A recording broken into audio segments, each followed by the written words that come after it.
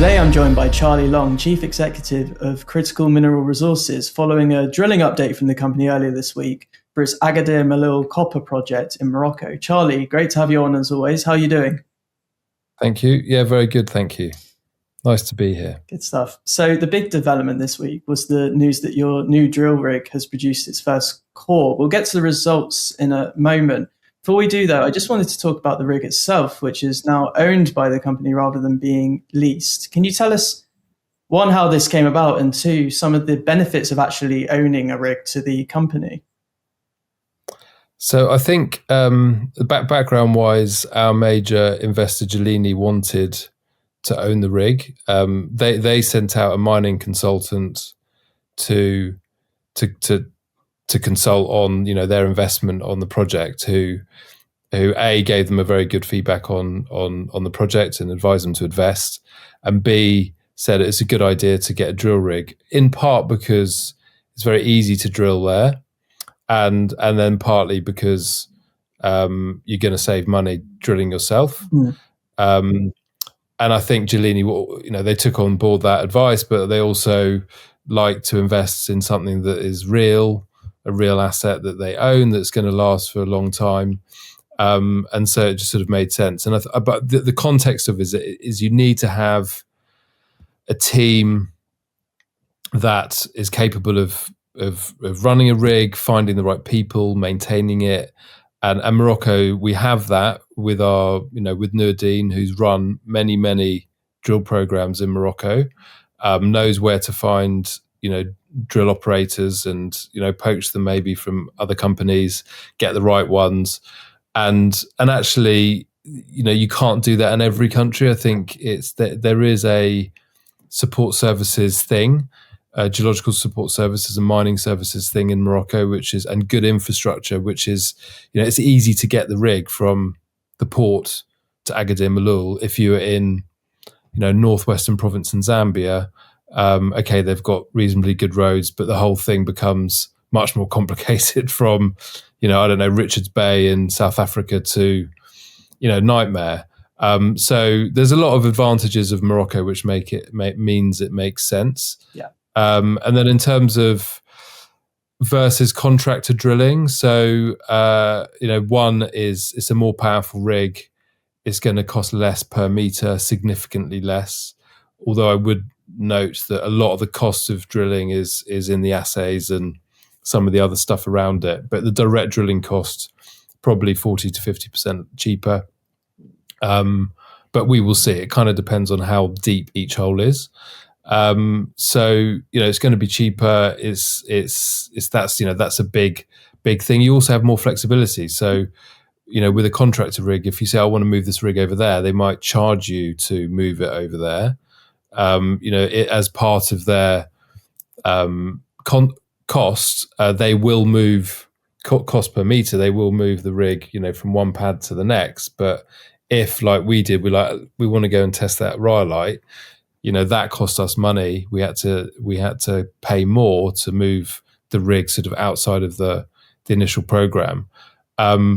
So yeah, there's a bunch of advantages, and it's a really nice rig. And we got some consultants, inexpensive UK-based guys to help us procure a rig. And this rig was advised as being fantastic company. They developed the rig with feedback from their customers, and it's a family-owned business. Really good sort of sales service, after sales service, and a really quality rig. So I'm really happy about that. And we're a small company, so people might not like news flow about rigs, but it's our rig and it's worth a lot of money, and so it is a thing.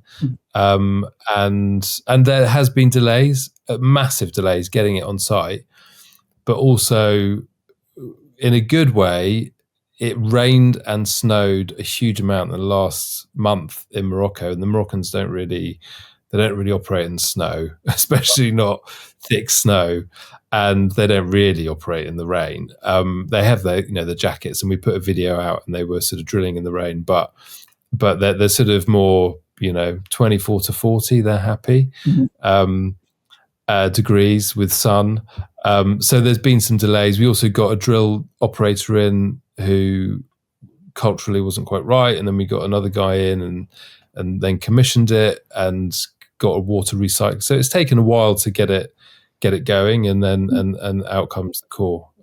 So all positive and a good, a valuable asset for the company. Yeah, I didn't quite appreciate how big the cost savings were versus contracting drilling. So that's really interesting. Okay, so let's talk about the results a bit. The first core from the new rig came from Zone 1 North and contained visible copper mineralization. So can you explain how this fits with the copper you've already identified through drilling? How is everything coming together? So as expected, I think our sort of guidance, if you can call that, on what we're looking to find is a blanket of 1 to 1.2% copper, or 1.2% copper equivalent, 2 meters thick, over a large area, and it's sort of semi-continuous. And when we drill, what we find is, in line with trenches, we get zones of mineralization, and then a zone which isn't really mineralized or low mineralization, then another good bit. And it's all across the whole property, which is, in terms of the limestone that we're targeting, is 50 kilometers squared of the stuff. And that's increasing as we acquire more ground. Yeah. And so it's not super high grade, and it's not super thick, but it's near surface or at surface, and it's not completely consistent, but we know that it exists here, and we know that it exists basically over there, and then over there, and 10 kilometers to the north, and 10 kilometers to the southeast, and 5 kilometers to the east. And so where it outcrops, you see mineralization, and some of that mineralization is really good, some of it's not so good. We just have to delineate the sort of economic resources. So we don't actually internally see this as a sort of an exploration project per se. It is exploration, of course, but we see it as we're just delineating the resources. And so when you drill a hole and it's not good, it's not, oh no, we haven't found it. It's more, okay, that we don't want that area. We want this area. We don't want that area. We want this area. So it's do you know what I mean? So we're also drilling fairly closely. So we're not creating, sort of spurious inferred resources. I'm not calling all inferred resources spurious, but we're drilling because we've got a plan to mine this thing quite soon. And so when we drill a hole that's not good next to a hole that's good, or next to a trench that was good, we like just drill another hole quite close, another hole, and get to understand how that mineralization is changing in space, because we want to understand the geometry and the grade of the resource. We're not trying to just show that we've got massive inferred resources, because we're developing a mine. And maybe that's not the best thing for some shareholders, but we're trying to create a business. And then once we've got, we do have a strategy as well to show how big it is, but that comes, over time, once we're kind of comfortable that we've got enough resources for the initial mine, then we'll start to do more inferred type and scout type drilling to just demonstrate to people that actually, if you drive 10 kilometers that way, we've still got mineralization, and then 10 kilometers the other way, and we've still got mineral. So then people can say, okay. But we don't expect 100% mineralization. I think in our sort of internal, and I think this is quite conservative, but we will see if 10% of 50 kilometers squared is mineralized, then you've got 5 kilometers squared of mineralization. And then if that's 2 meters thick and its weight is 2.5, then 5 kilometers by 2 is 10, by 2.5 is 25. That's 25 million tons of resource if 5% of the 50 kilometers squared property of limestone is mineralized, and it's a 2 meter thick and 1.2%. The reality is we've got some areas which are like 4 or 5 meters thick, maybe slightly below or around 1%, but that's much more valuable than 2 meters at 1.2. We just got more copper in it, and it's all above a cutoff grade. So, but that's the concept: is if 5% of or 10% of 50 of, so if it's 10% of 50 kilometers squared, that's 5 kilometers squared of mineralization times 2.5, and then you got your 25 million tons. Sure. And as we increase the land package, as we acquire ground, and that 50 kilometers squares becomes 60, 70, then if we get 10% of that's mineralized, then, and I think it might be less than 10% in some areas, but more in other areas. And then in some areas it might be thick, because there is a property that we're exclusive on, where we've got quite thick mineralization. So that's the concept, and it's reality in our minds. But at the moment we're drilling Zone 1 North, Zone 2. We're looking to develop resources that can be reserves for an initial mine, but don't forget about the bigger property and the bigger potential and the overall target, because that's where the valuation is. Because if you've got 25 million tons at 1%, it's 250,000 tons of copper, all shallow, which is, I don't know, is that a tier 2 asset? Maybe tier 3, I don't know, but it doesn't matter. It's a fantastic thing that we believe we're going to achieve given time and given drill meters. Got it. So it's, it's about having that 10%, for example, and that becoming larger as the project area and the area that you're drilling. Also. And if it ends up being 5%, but then you increase your land package, which we definitely are, to say 70 kilometers squared, then you've still got a big deposit, and that percentage is based on, all those calculations are based on 2 meters. Well, what if your average is 3 meters? Or you've got because you've got an area where it's 6 meters thick, or 7 or 8 or 10, then you don't need quite as much surface area of mineralization to give you the volumes. And then on top of that, obviously we've got mineralized rhyolite, and that's very interesting and exciting, and we don't really know what that could be. But if you look at the assays, it looks very, like, the geologists are like, it's primary mineralization, it's different to the limestone.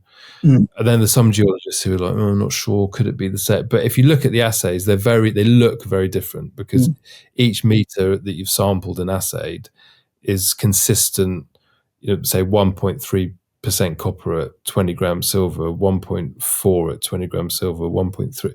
It sort of looks, and in the limestone, and it's older rock, and I'm not a geo, so be careful of what I say, but it's older rock. Our senior geo is like, this is Precambrian rock. It's older than the limestone.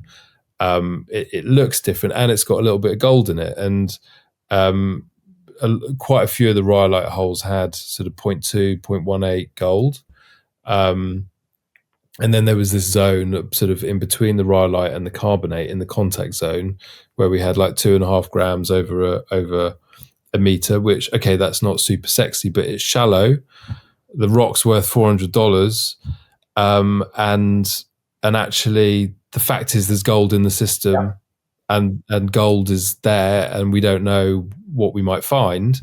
But it also, this sort of rhyolite thing means that we're not necessarily just exploring the 50 kilometers squared of limestone. We're also more open-minded about parts of the permits that up until now haven't been a target, which are just basement Precambrian old sort of rocks, really, really old rocks, which then become a target. But it's at the moment, it's the limestone. It's actually more like dolomite. It's sort of dolomites, carbonate rocks with copper that's mineralized. The holes we're doing consistent with the thesis and the concept. We just have to delineate where the good bits are, where the bad bits are, so that we can put our mine plan in place based on that. And then beyond that, we drill out the whole property, and if we can get to 10% is mineralized, then we've got a big resource, and that's very, very valuable. But even if it's just a small resource, it's still very, very valuable. Yeah. There's a company which it was going to be an RTO in London, which didn't happen, which bought a mine in Morocco for, I think it was like $20 million or $25 million. And it had like 1 million tons of resources, and it was an old mine. And so that's going to grow. They're going to drill it out and build resources and buy other ground. So it's a good investment. But we can be that company very soon, but with a fresh mine, with big resources, with low capex, not underground mining, all at surface or very shallow, and that's major. Like the capex that it requires to go underground in a decline or a shaft, and then you mine a zone, and then you've got to do another shaft or some form of tunnel to get to the next zone for mining. All of that costs a huge amount of money. But when you're shallow, you can just mine at open pit, maybe a little bit of underground in some places. When the mineralization runs out, you just go to the next place and start mining open pit and go a little bit under. There's basically no capex to develop your reserves. It's all sort of opex, and that is a massive differentiator for a mining company. And actually, if you look at a lot of mining companies, I don't want to be disparaging about anyone, but it's quite a lot of the cash flow they generate on a sort of operating cash flow basis has to then be used to reinvest in capex, which might be, and very often is, another decline or some big stripping, or and so what looks like good EBITDA ends up being disappeared in the capex plan. And we think that this project has great advantages because it's shallow. Got it. Yeah, sounds like there's a great deal of potential. So I guess the next big step is the assay results that are expected in early February. Yeah, that's another step. It's I guess the next milestone. I guess that's a catalyst. Next milestone will be the resource statement middle of the year. I think it could be earlier than that, but I want to make sure that it's decent. Yeah. The more drilling we do, the bigger it is. The other thing is we've got, and I don't know if we've got time for this, but we've got, there's an old mine next to us which was mining a quartz vein, like you'd imagine a normal sort of gold mine. Thick quartz vein, white quartz with chalcopyrite and silver in it, and grading about 5%, I'm told. And that vein goes, and it's quite a chunky vein, a few meters wide, and it does pinch and swell, but it's a chunky vein. And that goes into our property. I've done some videos on this, but there's another property we acquired to sort of the far southeast of where we're drilling now, about 10k from where we're drilling now, from Zone 1 North. And the vendor mined a vein there. And if you look at the video, he kind of mined the hanging wall and the footwall, because the actual vein itself, it's kind of like a silicified shear zone, but it was too hard. And the grade of the footwall and the hanging wall material and the sort of pit that he's made there was, I think it was about 3% copper, but too low to sell. And actually we bought that material and took it to Casablanca, or he took it to Casablanca, and it was too low to sell. You need kind of to be above 5% to sell it in that market. But we knew that the grade of and that vein is there to be drilled at some point. And so, in terms of getting your first resource out, you might want to, I would prefer to have some tonnage from the high grade, from the veins. We've got 2 vein systems at least, mix the different. So you've got a nice, blend of material and a nice resource. But it just depends if we've got time to move the rigs around. But there's a lot of stuff. If you go there, it's a big project. There's copper everywhere. There's veins, which are higher grade. And so I'm just rambling on, but mineral resource estimate mid-year, could be before then, but I just want to be conservative and actually deliver it. Drilling results up until then, We're hoping to get our mining license at some point, and then towards the back end, which is a milestone, it's a big milestone, towards the back end of the year, we hope to have received the permitting for the plant and the EIA approval, environmental permits, and then we can push the button on construction towards the back end of the year or early 27. That's the kind of the hope and the plan. But definitely we're going to get, mining license. We're going to have a mineral resource estimate as big milestones in H1 and drill results as we go. And then there's other things like there's potential acquisitions, there's other projects we're looking at which can add a lot of value and provide a bit of diversification. It's we're trying to build we are building a valuable business with actual assets in Morocco. Excellent. Well, it sounds like things are really gathering pace now, Charlie. I look forward to seeing what you update the market with next. For now, though, thank you very much again for your time today. It's a pleasure. Thank you. If you enjoyed this interview, then give us a thumbs up, a like or a retweet. Subscribe to us on YouTube or follow us on Twitter and hit that notification bell to be the first to know when we release new content. There's loads of great content on our website too, across all our programs at stockboxmedia.com. Thank you for watching.